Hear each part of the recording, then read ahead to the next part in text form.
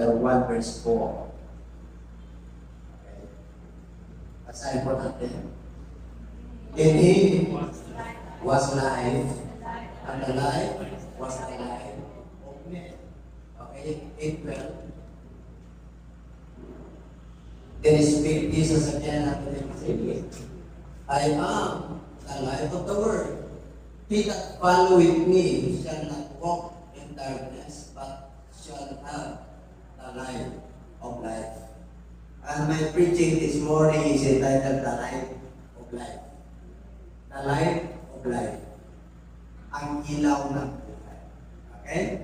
At sabihin ko sa iyo, kapatid, is tayo ha. Light of life. Merong sinabi, ilaw ng buhay. Alam niyo po, sa totoo lamang, pag sinabing light, may opposite yan, darkness. Dalawa lamang po yan. Even in the creation, what the Bible tells us is in the book of Genesis chapter 1, verse 2. In the beginning, God created the heaven and the earth. And the earth was without form and void, and the darkness. Okay? At ang kadiliman ay mula sa ilalim hanggang sa ibabaw. At ang ating Panginoon, ang kanyang Espiritu po ay umilos. The book of verse 4, and when the Spirit of the Lord moved on the face of the water, then God said, let there be light. And there was light. And God saw that the light was good. Napakaganda yung liwanag. And He divided the light from the darkness.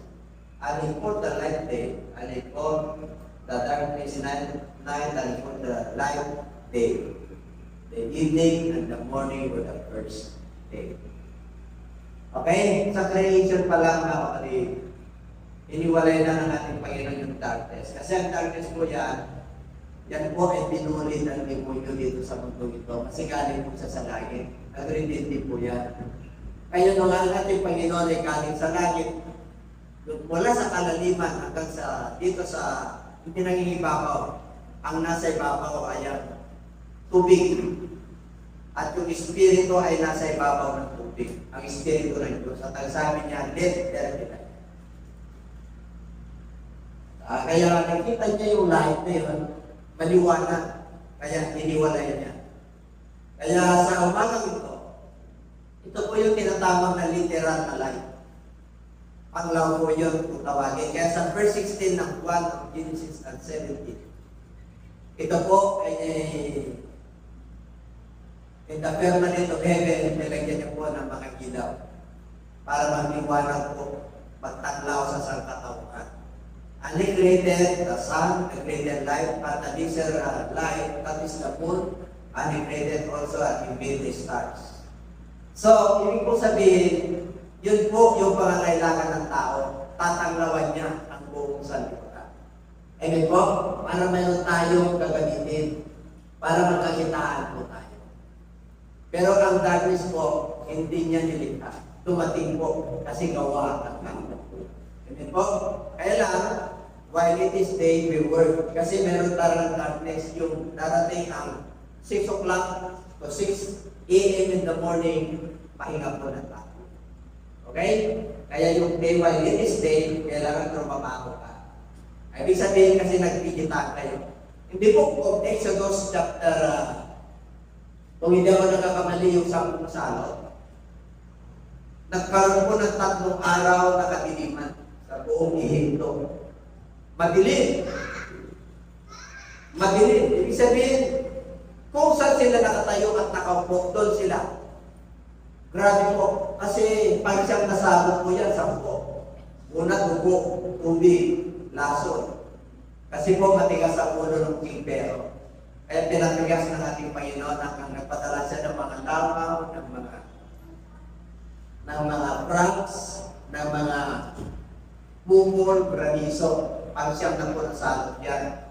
Kaya yung pagsyam na yan, isa sa mga pinakamatindi, yung 3 days. 3 days po, believe. Bakit walang nights? Kasi nights na yun.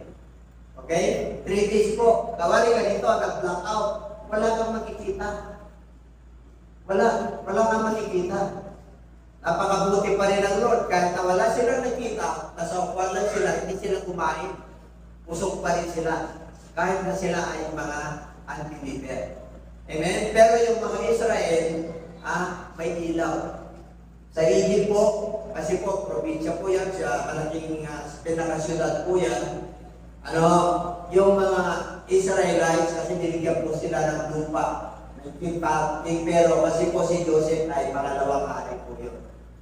Kaya, grabe po pag dumating ang katiliman. Experience nyo na ba yung nung pinatubo? Nagkaroon ng pagkatan po pa sa malapit sa magbungkatin kayo. Talagang matindi pagka nagkakaroon po ng eruption. Kaya ganun po katindi. Ngayon, pupunta po tayo sa true life. Ngayon yung literal life, nung kailangan po natin yan. John chapter 1 verse 4. Kaya dito po, in the beginning was the Word, and the Word was with God, and the Word was God. The same was in the beginning with God, in Him. Okay, the same was in the beginning with God, in Him. Okay na, nandito lang tayo sa po. Pag-ibasa.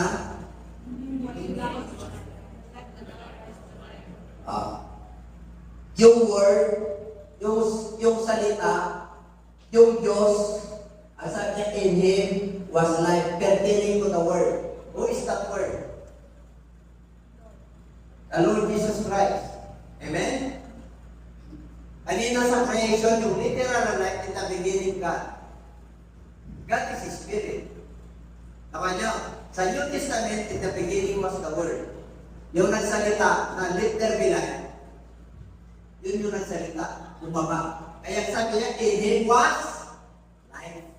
Nasa Kanya ang buhay. At yung buhay na yun is the light of men. Kaya yun ang pinaka-title natin. Yung buhay na yun, buhay ng mga tao, pero dahil sa kasalanan ko, na-disconnect sa ating Panginoon. Kaya yung liwanag na literal, yun lang. Pero yung liwanag ng buhay, ang mga tao po sa Book of Proverbs, madilim. Kala nila tama yung kanilang landas, pero madilim. Sarap na po. Bakit po? Spiritual blindness. Dahil sa kagawa ng kasalanan. Kagawa ng kaway ng demonyo.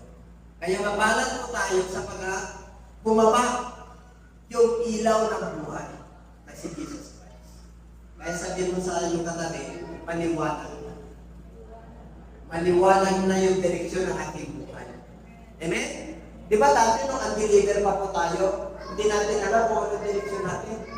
Trabaho lang tayo, yung kagawian, yung routine ng ating buhay. Very basic. Trabaho, kain, tulong. Pero tayo pag-isip, pero hindi mo alam kung anong direksyon. Pero dahil sa habang ng ating Panginoon, in Him was life, and the life was the life of men. Tuloy natin. And the light shined in the darkness, and the darkness comprehended it not. So yung ilaw na dumating po, kailanman hindi mananaig ang katiliman. Ano ibig sabihin? Kailanman hindi mananaig ang gawa ng demonyo sa ating buhay. Pag yung ilaw ay pumasok sa atin. Amen? Kasi yung mga hindi nananalig kayo, yung ilaw ay nasa labas. Yung buwan, yung araw, yung stars. Literal. Pero pag ikaw ay mananampalataya, pumasok yung gumawa ng tanaw. Yun ang create ng ilaw na sa atin. Siya yung Savior po natin. Siya yung ilaw ng buhay natin. Kaya pag tayo po ay nagkakamali, kinakabahan tayo. Anak na tayo ng ating Panginoon. Anak kita, huwag mong gagawin niya. Malalahalan na kayo kasi yung ilaw ng buhay na sa atin. Kaya sabi mo sa katabi, yung ilaw ng buhay na sa atin. Pero mo, yung Panginoon, Jesus pumasok po sa atin. Kaya sagana po tayo ng ilaw. Kitang-kita natin yung pag-asa. Kitang-kita natin yung bunga ng pag-ibig. Kitang-kita po natin yung damang-dama po natin na yung ating ugali doon ay binago po tayo na sa katiliman. Ngayon, maliwanag na. Meron na po tayong direksyon. Meron na tayong eternity. Dati po, nakarito lang tayo, wala tayong Panginoon. Pero dahil sa habang ng Lord, pumasok yung ilaw. Siya mismo. Amen po? Nasa ating puso, nasa ating isip. Kaya sabi po ng greatest commandment, mahalin mo siya ng iyong buong puso, buong kaluluwa, buong lakas at buong pag-iisip. Kasi nandiyan yung Savior natin. Amen po? Kaya naman po natin. Kahit na may kaguluhan sa labas, pagka nandun yung Savior, magulo kayo. Pero nandun yung pag-asa, nandun yung kapayapaan. Bakit po? Sinabi ng Lord yan. Itong mundong ito, pero kapigatian. Pero nakasan ninyo ang loob nyo. Kasi bigyan po kayo ng kapayapaan. Ibig sabihin paliwanag na kahit na magulo ng mundong ito dahil anak ka niya, anak tayo ng ating Panginoon, may kapayapaan tayo. Kahit na may kaguluhan sa labas. Kahit na sabihin po natin na mahirap talaga, nararanasan natin at minsan nararamdaman po natin, ang pagkakaiba natin, magaan yung buhay. Kasi nandiyan yung safety, nandiyan yung ilaw, nandiyan yung tagapagligtas, nandiyan yung nagbibigay ng pag-asa. At parang naman talaga na may pag-asa. Kahit na marami kang kabibuhan. Amen po? Kahit na marami na pinagdadaanan, nandun pa rin po, makapit pa rin tayo sa pag-asa. At ipaparamdam sa iyo. Kaya nga tayo lumalakan. Kaya nga tayo pinagpapalay. Bakit? Yung ilaw pumasok. Sa kanila yung ilaw ng nila yung nasa labas. Yung tanglang, yung nag-iilaw sa mundo. Pero, iba tayo. Amen? Kasi anak tayo. Amen. Hindi na. Hindi mo kami hindi yung ibang buhat. Pero nandun sa pasalo. Amen. Wala pa kayo na natin naman yung Panginoon. Lagi yung mga kapatid. He is the true life, the real life. Grabe na. Dumating ang kahabagan ng Diyos. Dumating. Ipinadama niya sa atin na nagbago tayo, pinatawag po tayo. Naliwanagan po tayo spiritual blindness, pinulang ng demonyo sa katiliman na yan. Pero dahil sa kagandahan po ng Diyos, isa po tayo sa mga beneficiaries. Isa po tayo sa mga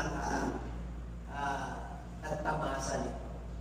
Kaya nga nakakatuwa ang ating Panginoon. Habang nag-worship ako rito, naman ko siya in every corner of this building.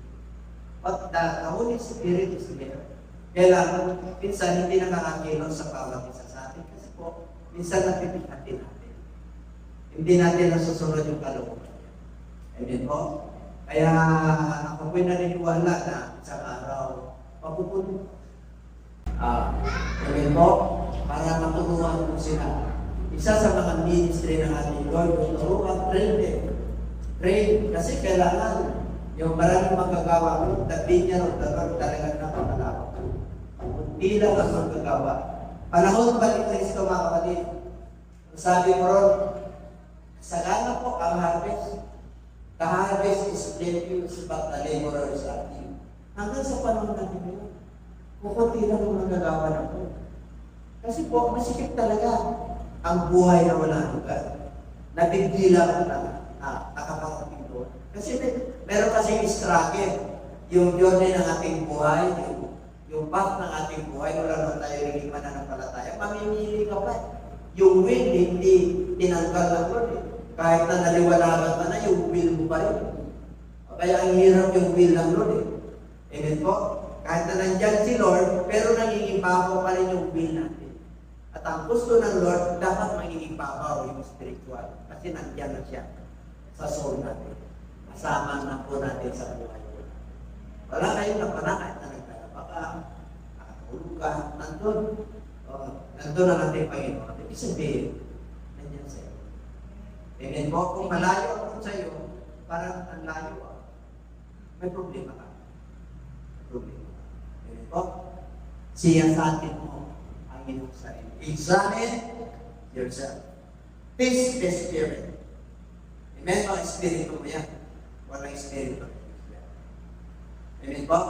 Kaya may struggle po yan. Pag nandiyan ang Lord, ito ang gusto ng Lord. Ano ang requirements ng Lord? We must love Him.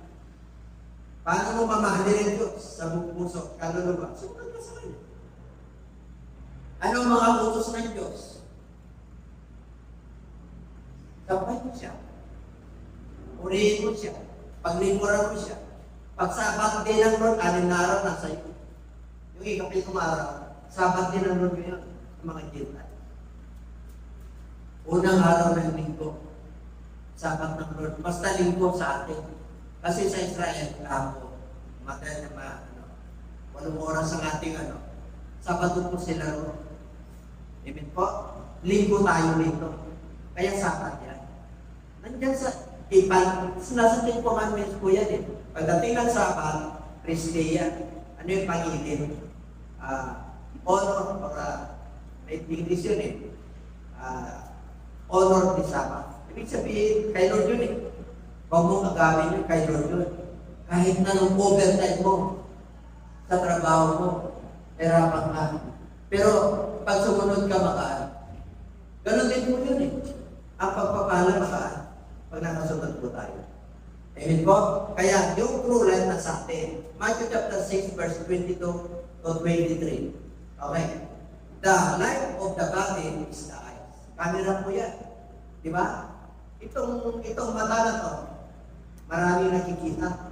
At yung mata, pag nakita niya yun, nandun sa imagination. Okay na? Nandun na yun. Ganun na siya. Tingnan po natin kung ano sabi na natin Panginoon tungkol sa mata. Dahil ang mata ay, ito po yung pinaka-camera ng katawan natin. Tingnan natin. Basahin natin. If therefore, that I be single, that your body shall be full of life.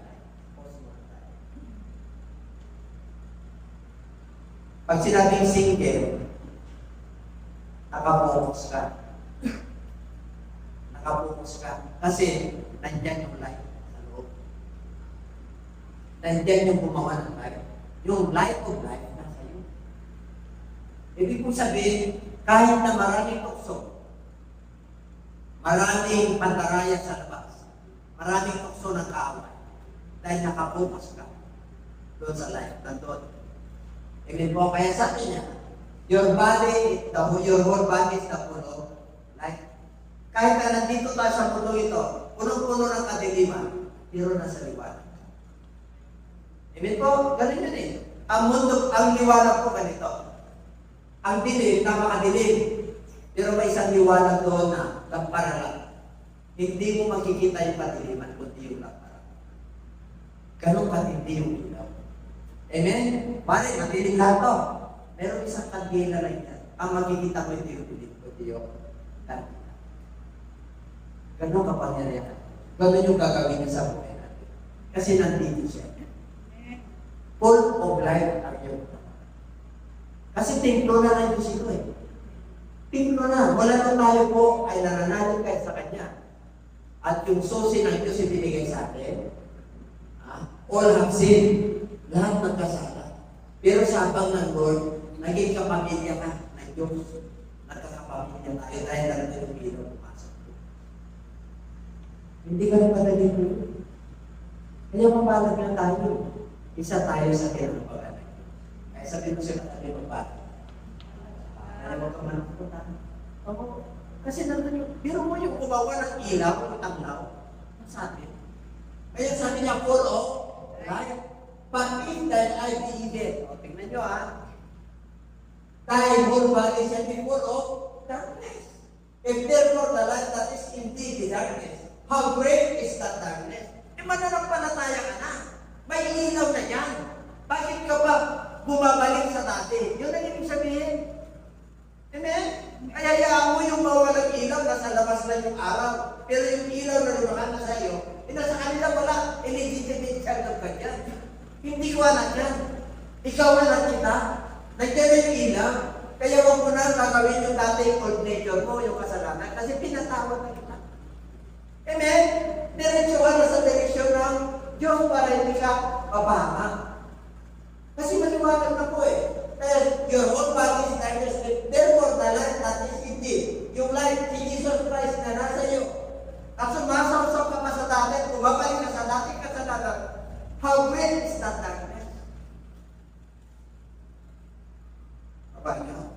Kahit na nandiyan na si Lord, pag hindi ka pa rin nakasunod, nandun pa rin ang darkness. At ayaw na nakasunod. Tingnan niyo po sa 5:29. May sinabi ng Lord yan. But I say to you that of sinner. Okay. Panuwagan at last up sa niya. Ito ang isip mo rin. Mata. Mata. Kasi ang mata ay sentro ng katawan natin. Kamera yan eh. Amen po? Pag nag-capture yan, nasa imagination mo yan. Pag wala naman, hindi mo kaya i-exist yan. Kaya sabi niya,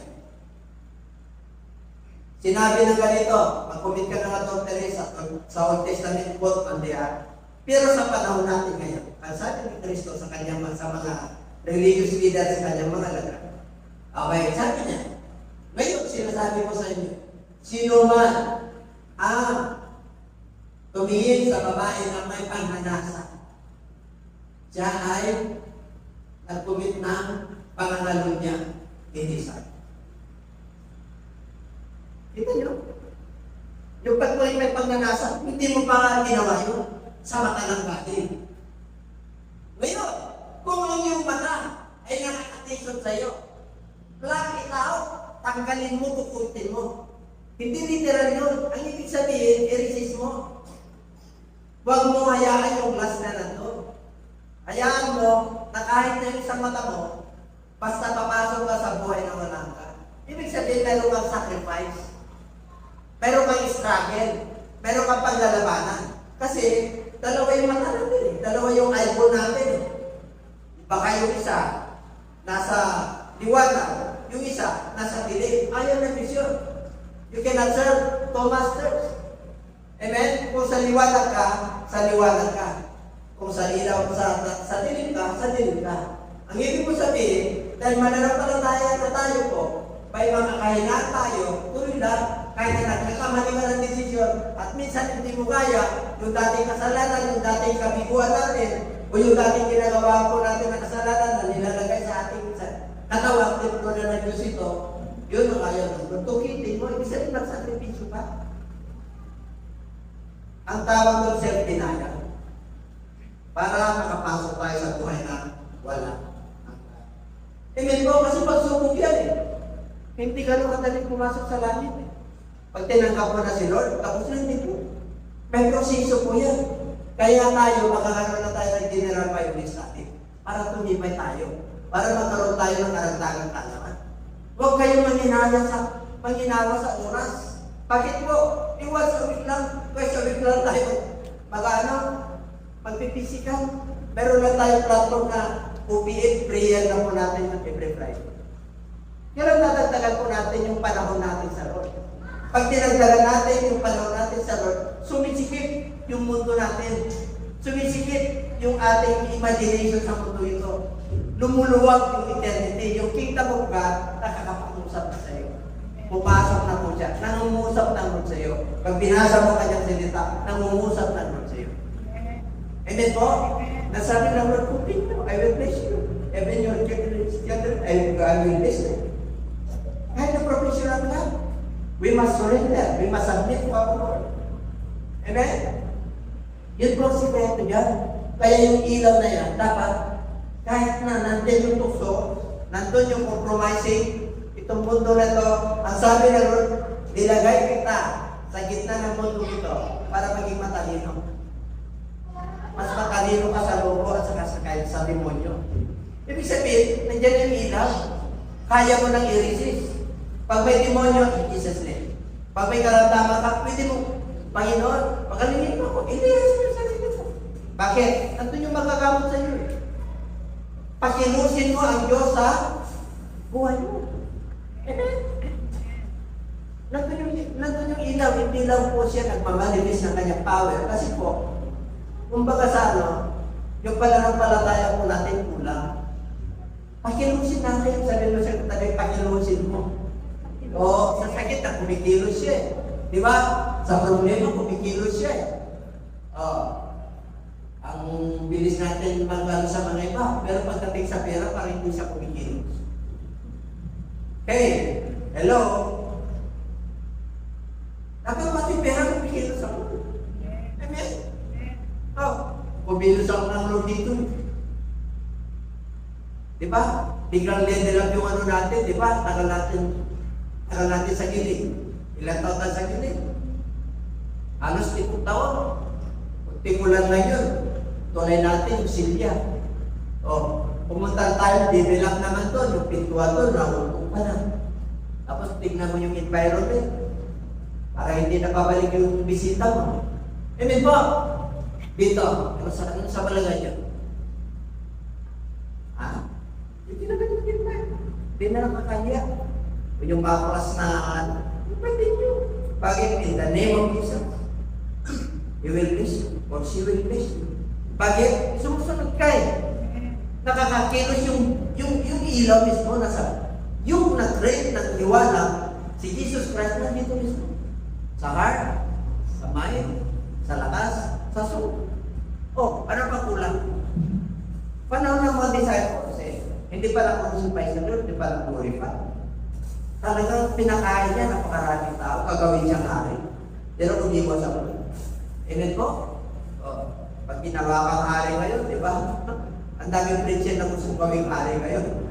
Amen? Kaya yung mga preacher, pinagpapala. Nakuha niya. Pag pinagpapala yung pastor, pinagpapala rin yung tupa. Kayo ba'y naniniwala ron? Oo, yun. Kasi po kayo kumikilos sa Diyos natin eh.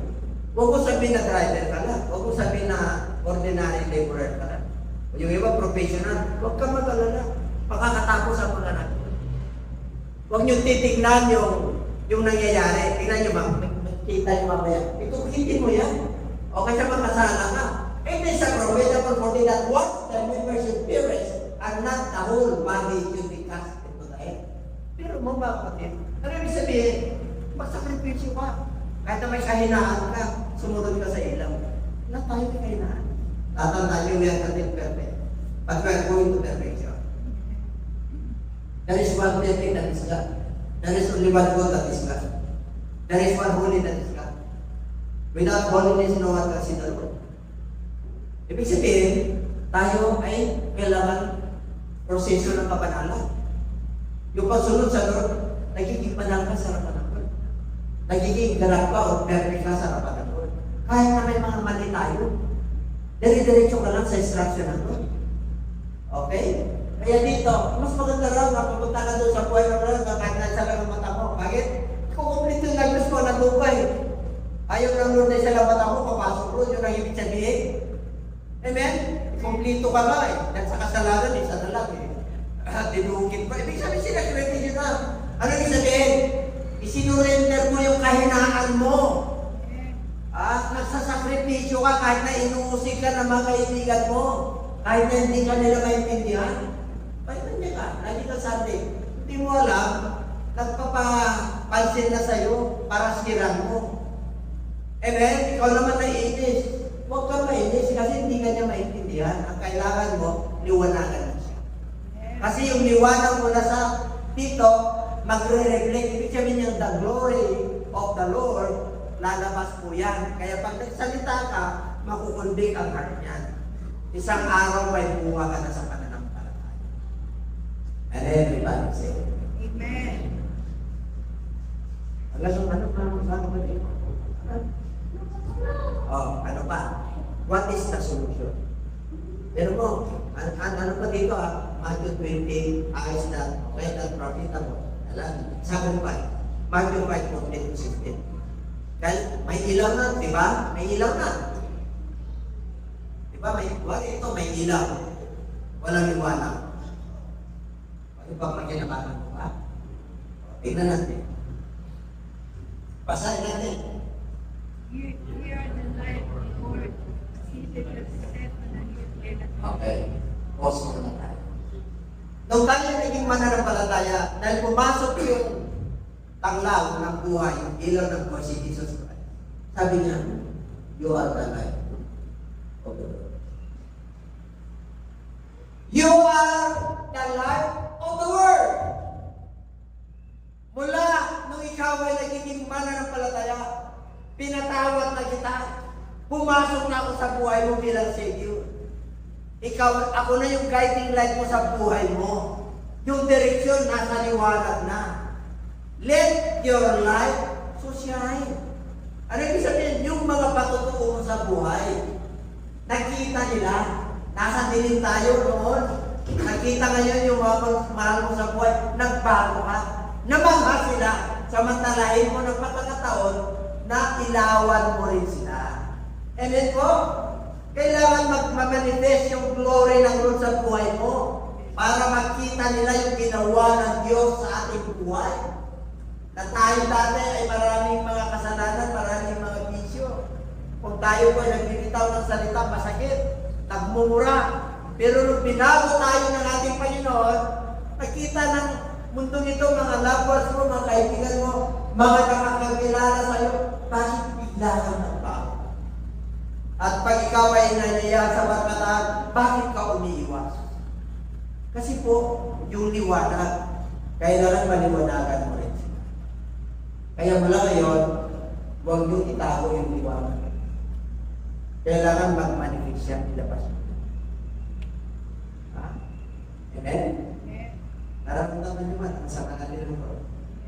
Parang mga natin. Karap ang pumito, dami ng mga kailangan. Alam niyo ba mga kapatid, yung ating silya, 19 na. Binili ko yan, 100. Sa December 20 na, magkakaroon tayo ng philosophy.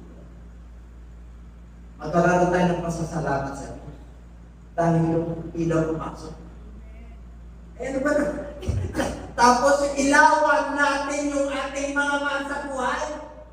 Hinahanap na nila yung kagaya mo. Asan na kaya si ate? Asan na kaya si ate? Si kuya? Asan na kaya si... Ano yung mga bata pa daw po nag-video, yung mga matatanda sa church? Yung si Hermano. Si Mana. Hinahanap-hanap ko yung liwanag. Kasi, nainis ako sa kanya eh. Dahil nagbago siya. Hindi mo na ako masira. Diba? Kaya ka nainis eh. Hindi mo lang, kahit kung nagbago siya, parang umipalag siya. Inintay ko sa inuman para iniindihan ako. Diba? Isabihin mo patutuwa. Kaya kita iniindihan si Mana. Ganoon! Malo pala ako, bakit mo ako pinagbibigyan? Kasi kasalanan yun. Kasi yung iba pumasok sa akin. Gusto ko ang liwanagan. Ibig sabihin, i-share mo yung patutuwa. I-share mo yung ginawa ng Diyos sa'yo. Pinagaling ka, pinagpala ka, naniwalagan ka. At pag ikaw ay nakagawa ng mga pagkakasala, pagkakamali, kumakalabog yung dibdib. Di ba nung wala tayo kayo? Kahit na magpura tayo, hindi ko makalabog yung dibdib natin. Di ba? Kahit na magkakama tayo, di ba? Wala yan. Kaya ako nang putuhan nila doon dyan. Di ba? Amen? Ano ibig sabihin? Ayaw mo na papunta sa presinto. Wala kang takot na eh. Parang wala tayong gusto nun eh. Wala tayong pagkawa sa Diyos mo. Pero ngayon, pinili ka ng Diyos. Sino ba tayo pinili? Parang pinili. Ikaw yung pinili ka na ng barangay chairman dito sa area natin. Tuwag-tuwag ka na. Ate niyang barangay chairman. Barangay chairman. Yung pinawa.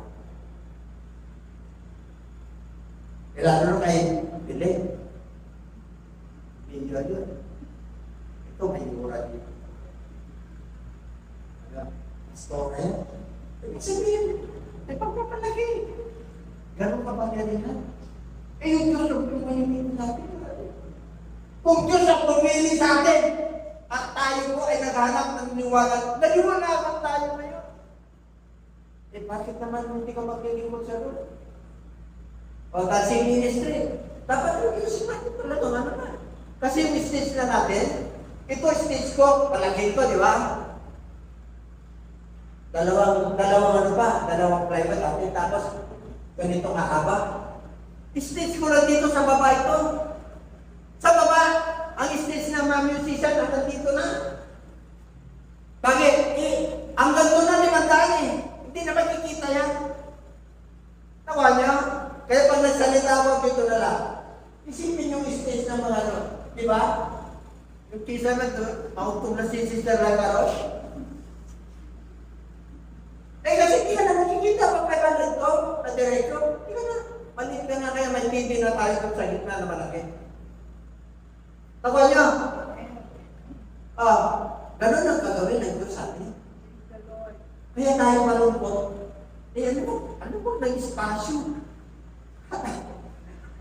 Pinagbibigyan rin tayo ng Lord. Kung gusto mo ng blessing, trumabaho ka. Di ba gusto natin ng promotion sa trabaho natin? Magsipag ka. Pagkita mo sa boss mo na masigasig ka. Pare, take ka. Pagkita mo sa kanila na talagang ginagawa mo. Kung may mga school ka, gagawin mo. Amen? Kailangan mo sa Lord. Pero mapahaw ka sa Lord. Grabe. Anong sabi ng Jeremiah 33 verse 3? Diba? 24/7 yan. Hotline yan. Call unto me, and I will answer you. And I will show you mighty things that thou knowest. Ipapakita ko sa iyo, ipaparanas ko sa iyo, ibibigay ko sa iyo, sa iyong kamay, sa iyong buhay, ang mga bagay na hindi mo inaasahan. Ang inaasahan mo lang nun, bahay na may simentado lang. Hindi mo inaasahan, may extension pa. Ito na Diyos natin. Dati, inaasahan lang natin ang mga kotse natin noon. Sige na. Pero bibigyan pa pala ng tao. Amen? Yung level ng faith natin, kunti na. Hindi tayo nakakapag-ano. Pero ngayon, pinapalakas ng Lord natin. Pinapromote ka naman ng Diyos eh. Kasi nandiyan yung ilaw. Nandito sa buhay natin. Grabe. Tapos wala tayo gagawin. Ang Holy Spirit, siya mismo nalulungkot. Pag nalungkot ang nalungkot ka rin. Amen? Una siyang nalulungkot. Pero pag napasaya natin ang Lord,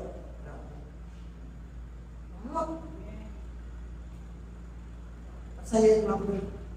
Gusto mong kamalino? Pasayahin mo ako. Gusto mong yung blessing, pera? Pasayahin mo ako. Please God, like me, no? Luluhurin mo ang Diyos. Paano mo luluhurin ang Diyos? Kaya, huwag mo itago yan, ha? Kaya sabi niya, neither do men light candle and put it under a box, but on candlestick, and give it light unto all that are in the house. Gusto na rin maniwanagan ang pamilya mo, yung patotoo mo, yung pagbabago ng buhay mo. I-share mo sa kanila kahit na sila mas maraming pera sa iyo. Huwag mong ikahiya yung ilaw na nasa iyong buhay. Yan ang magbibigay sa kanila ng solusyon. Yung hinahanap nila sa iyong buhay kasi yung ilaw nasa iyo. Kaya dapat mag-glorify ang Lord. Marami ang madalang kaluluwa para pagdating ng Judgment Day at Reckoning Day. Oh Lord, meron kang lakas ng loob na harapin ang anak ng tao. You have the confidence to face the Son of Man. Kasi nakampanan mo, nagawa mo yung mission, yung mandato ng Diyos sa atin. Lahat po tayo ay mandato. Lahat tayo po ay inutasan ng ating Panginoon. Pag ikaw ay mananampalataya, anong sabi ng Matthew 28:19? Go. Go. Domingo. Go. Diba? Mr. Go. Nandiyan pa kayo? Bago maglinggo, go. Go into all the world. O kahit na po na suplado ka, hindi maganda yung introvert ka. Ano introvert? Ano introvert? Ang introvert, parang akala mo suplado. Yung gusto niya na mapag-isa. Siyempre ang gusto na mapag-isa kung kilalang kaibigan. Tama? Tama? Pero, inatasan ka pa rin ng Lord. Sabi niya, ginawa kita. Sige, introvert ka. Wala kang kaibigan. Pero, umayo ka pa rin. Kasi mayroon kang sariling mundo. Ano yung sariling mundo? Yung mga kapwa ng introvert. Di ba? Kapwa mo introvert, pupuntan mo. Kasi magkakabarkada kayo. Ano pa? Meron ka naman nanay eh. Kaya unida ako eh. Meron ka naman nakakalaga sa iyo eh. Yun ang mundo mo. Kaya punta sila. Kamag-anak mo, nasabihan mo na ba? Na-invite mo na ba? Yung lola mo, malapit na yun. Hindi mo pa siya na... Yung tatay mo, malapit na rin. Ay ginagawa mo. Kaya ka naging malungkot eh. Bakit? Yung mandato natin, hindi natin ginaganap.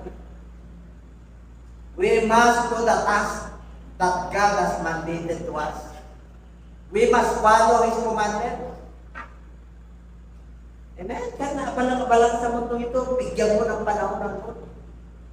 Hindi nung Sunday, talagang with action. Amen? Diba? Hindi lang tayo, kaya nga tayo nakuputo eh. With action, gawin mo na. Kanapin mo na, wala, ibus mo. Huwag kang mayaman. Mas mayaman ka sa kanya kasi kayamanan natin. Eternal yan, yung boss mo, marami ng pera. Papali boss, nandito ka na naman. Di ba, kung naging ka, mayaman yung Diyos nyo? Siyempre, ito ba? Huwag mo kanya. Kasi boss, yung pera mo, pera niya eh. Pera niya yan eh. Ibig sabihin yung buhay ko, kaya yan eh. Alam niyo mga kapatid. Kaya huwag yung itago, sabi mo sa katabi, huwag mong itago yan. Ang problema lang ng takasan. Ang problema ay hinarap. Wala sa relationship. Wala mayroon kang jowa. Mayroon misunderstanding. Baka kayo nagkaroon ng misunderstanding, may magandang panamana sa iyo ng Diyos. Ako nyo? Ganun lang po yung buhay. Wala, magkasawa kayo, nagkaroon kayo ng problema. Noon, nagkaroon na ng sa isa't isa. Wala na yun. Dito ka na eh, sa liwanag. Binura na ng lahat yung kasalanan na yun.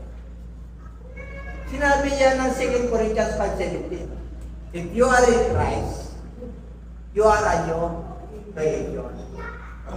All things, yung dati, wala na. Behold, all things are become new. Eh sabi mo, kaya hindi ka na. Yung word baby. Okay? Nalabakan natin ang word. Yes! Okay na tayo. Hallelujah! What is the solution? Ito ang solution. Ito ang blessing. Psalms 119:105. Ang salita mo ay aking ilaw at ang aking ilaw ng aking paa at liwanag ng aking landas. Your word is the lamp unto my feet, and it is the light unto my path. Ilaw ng paa, may direksyon eh. May direksyon ng papala. Hindi ko kayo tinitingnan na mahirap. Kasi ang tingnan ko sa atin, keywords eh. Ano tayo sa kanya? Nag-spark, nag-ilaw tayo sa mundong ito eh. Kasi nga, siya mismo pumasok. Ang gusto niya, yung ilaw na yan, magamit mo para sa lahat. Para i-prosper ka ng Lord sa pera, sa kabuhayan, sa relationship, sa business, sa promotion. Safe na safe ka ba ito? And everybody say it. Kahit na nagkira pa yan. Kahit na wala akong minakas dito. Pero yung karamihan mo, paparaan sa iyo ng Lord. Kung pinarana sa akin, paparaan sa iyo. And everybody say it. Kakainitan ka talaga. Bakit? Yung liwanag na sa iyo. Magre-reflect talaga. Ang kailangan mo lang, i-share mo because God glorified you. Natutuwa yun sa'yo, may natin. And everybody say, kasi may iba ako. Maganda. Ate ko rin ng pera, mahalaga sa'yo. Hindi ka kuripot. Ibig sabihin, nakikita mo na yung halaga. Nababalyo mo na yung bawat sandali, pati orasan. Kasi, nagmamadali na. Pati tayo yung ibigay na. Everybody say, ganun ka po dyan. Yun ako. Ang salita mo, yun ang sikreto.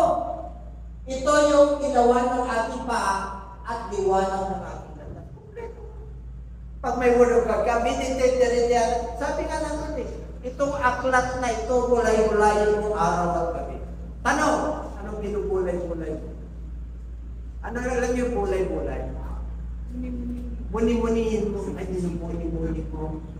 Hallelujah, praise the Lord. Nakalimutan mo na. Punta na ako sa Facebook. Nag-isip ko ng isip, 3 oras ko lang pala nag-isip ko. Grabe ako pa ng kamay ko.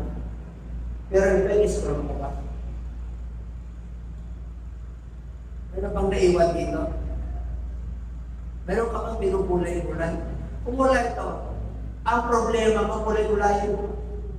Yung magnify your problem. Don't magnify your problem. Magnify God in your soul. Magnify God.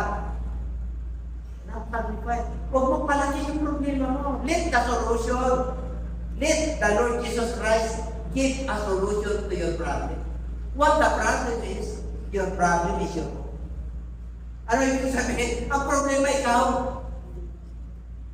Tama niya. Ang pagpangala nandyan. Sa kinusin mo lang at sumunod ka lang. Amen? Okay. Oh! Lagay mo na lang. Then speak Jesus again unto them, saying, I am the light of the world. He that followeth me shall not walk, but shall have the life. Ano ibig sabihin? Kahit na ang mundo ito ay masalimot, madilim, huwag kang mag-alala. Bakit?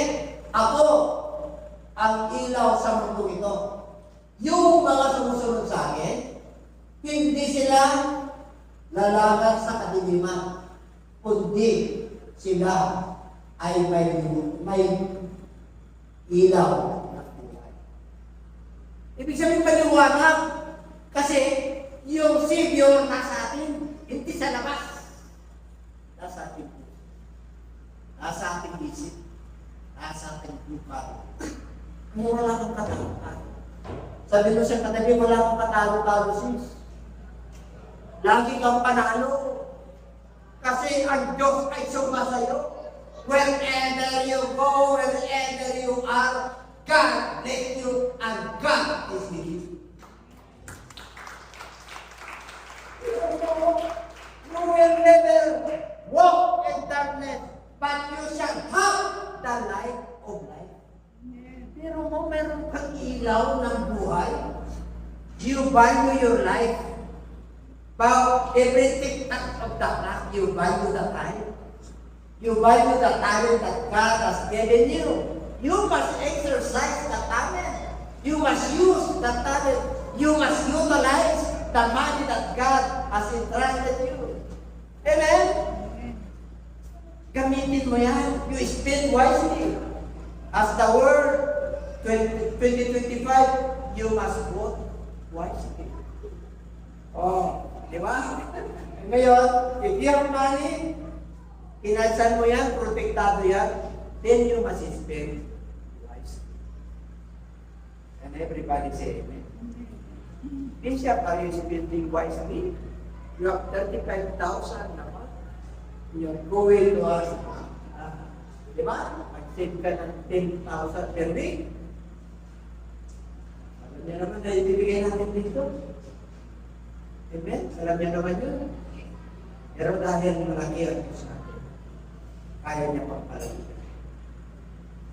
Kaya niyang buhay nito. Tulungan niyo lang kami ng sila. Sabi ko sa katabi sipag. Sipag at tiyaga, sabi ni Marimilya. Sipag at nakuha niya. Gusto ko happy minded, sabi ni gusto na Diyos, pagtanay ko kayo. Lahat ng areas ng buhay, yan ang Diyos natin. Yan ang Diyos natin ay pinapangarap. Kaya with boldness, hindi natin pinakanya yung pagkakilala natin sa atin. Okay? For we walk by faith and not by sight. You know, kahit ang daming problema sa opisina, halos ma-discourage ka na tama-tama lang yung dumarating sa'yo, ate yung imagine mo sa pamilya, kulang, pero sustain, nandiyan ka pa rin sa iyong pananampalataya. Ano raw? Huwag kang lalakad sa dilim, lumakad ka sa liwanag, at yung liwanag na yan, faith in Jesus. Maliwanag ang mga pangako niya. Walk by faith and not by sight. Kahit na may karamdaman ka, sabi ng doktor, i-maintenance mo ito, wala kang pambili ng maintenance, normal ka pa rin. Kahit nakulang ka ng vitamin, dahil sa Lord nandiyan, kompleto ka ng vitamin. Amen? Huwag kang makalala bukas, kanya ang bukas. Huwag mo nang hanapin yung sakit mo, wala kang sakit. Ano tawag doon? Yung naghanap ng doktor? May tawag yun eh. May sintomas yan. Sabi ko, alam nito yan eh, kasi sila yung lives. Alam nila, sila medical. Merong ano yan eh, wala kang sakit, tinahanap ko na may sakit. Yung pala may sakit. Sakit ang ano mo. Normal naman lahat. Wala tingnan ng pagkatuloy. Walang tinatamaan. Rito. Pero sa ano na pala tayo pupunta sa doktor. Ito, masakit yung ano mo. Saan na masakit? Pag pinipintot ko ito, kung katawa ko masakit. Pag pinipintot niya, sabi niya, meron kang bumol, meron kang pizza. Ulit na ako lahat. Ako ay may mention sa loob. Alala. Eh ito, huwag kang mag-alala, lalo na pag si Jesus nandiyan sa loob. Hindi cancer siya. Ipabahiusin mo yung iba lang, ang nakatupad. Umiinag pa kung ano yung pa yun. Parang din mo. Amen? Nandiyan ba kayo? Kahit masabi niya, stage 4 yan. Eh kung pananampalataya ko, yung tukitin mo yung mata mo, kaya niyang ibalik eh. Nilikhan niya nga tayo, may puso eh. Enlargement of God, kaya yung normal yan eh. Ganun niya lang yan eh. Amen po, naranasan ko na po yan. Walk by faith and not by sight.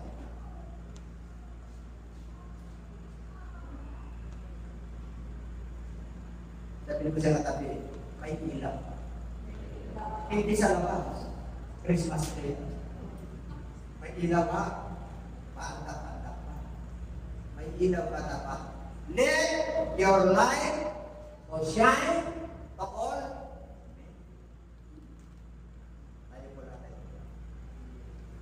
Magandang gabi po sa inyong lahat, sa lahat po namin mga viewers at taga-subaybay po ng ating programa dito po sa JCLGAA.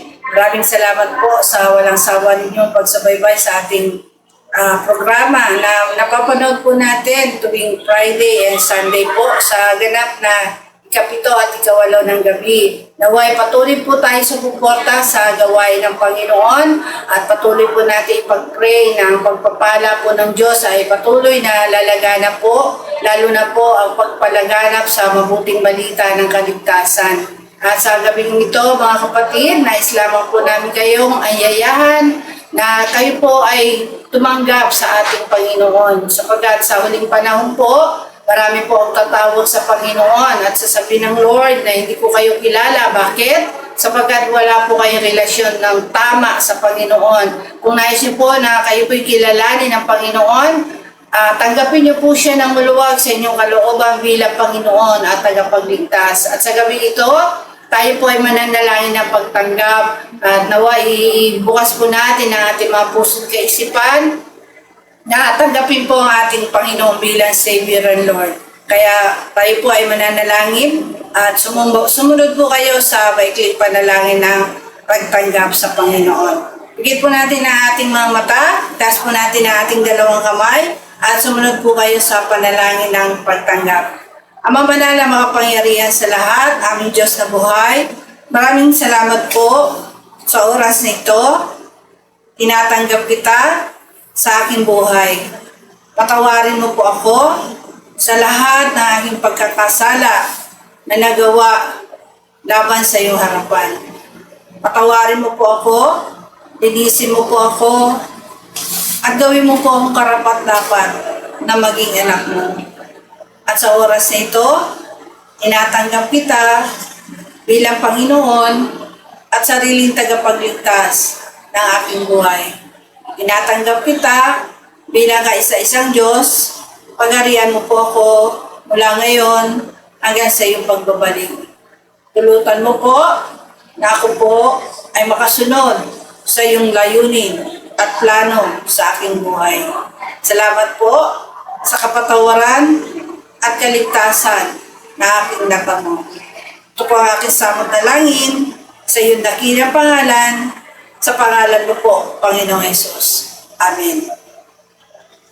Ang tinanggap po natin ay ang ating Panginoong Hesus at nawa hindi po doon nagtatapos ang ating pagtanggap. Kailangan makilala po natin ang totoong Diyos, ang totoong nag-iisa at makapangyarihang Ama na sinasabi po sa Biblia na siya po ay inamatay, inilibing at nabuhay na magmuli. Yun po yung mabuting balita na ating pong tinanggap sa Panginoon. Ulitin ko po, na siya po ay namatay, inilibing at nabuhay na magmuli. Tayo po bilang mga tao, kailangan maranasan po natin itong mabuting balita ng ating Panginoon. Kaya nga po mabuting balita, ito po ay may dulot na kapakinabangan, hindi lamang po sa buhay na ito, kundi sa buhay na darating.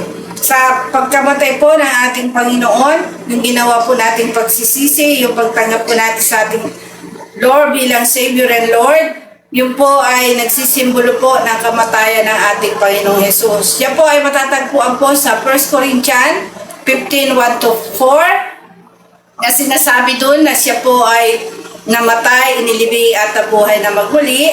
Tayo naman po ay gaganap sa mga bagay na ito bilang pagtanggap at pagkilala po sa mabuting balita ng ating Panginoon.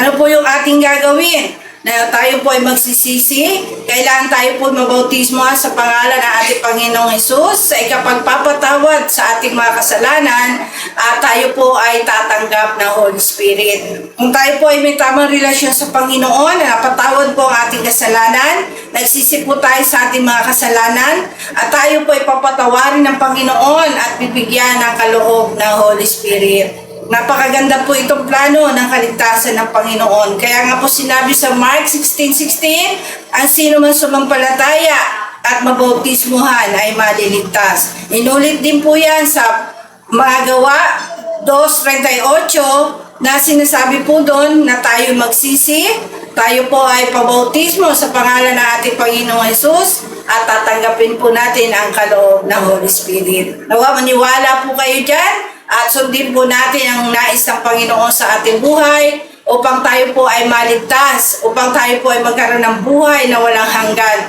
Sapagkat kung wala po tayong relasyon sa Panginoon, hindi po tayo paghaharian ng Diyos. Hindi po tayo makakapasok sa kaharian ng Panginoon. Kaya napakahalaga po na tayo po ay maniwala sa gospel ng ating Panginoon, sa mabuting balita, upang tayo po ay makatamo ng totoong kaligtasan sa ating mga kaluluwa.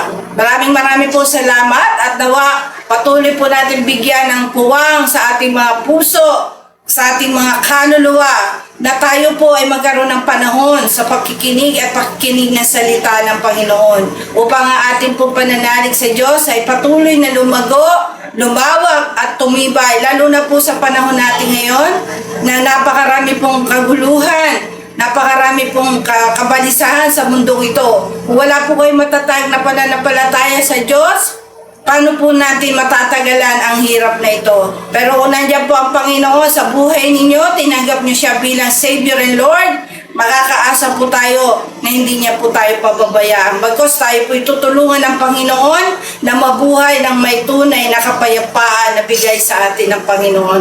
Kaya huwag po kayo magsawa na tayo po mag-ipon ng kayamanan sa langit, sapagkat ito pong kayamanan na ito po ay hindi nabubulok, hindi ito mananakaw, at higit sa lahat, ito po ay kayamanan na bigay ng Panginoon. At saan po natin yan makukuha? Sa pamamagitan po ng pagtsitsaga, pakikinig, pag-a-apply ng salita ng Panginoon. Kaya maraming pong salamat. At huwag po natin kakalimutan, lagi na subaybayan po ang ating programa dito po sa JCLGAA tuwing Friday po, Sunday, 7 to 8 p.m. po dito po sa ating YouTube channel. Maraming pong salamat at pagpalain po tayo lahat ng ating Panginoon. God bless you.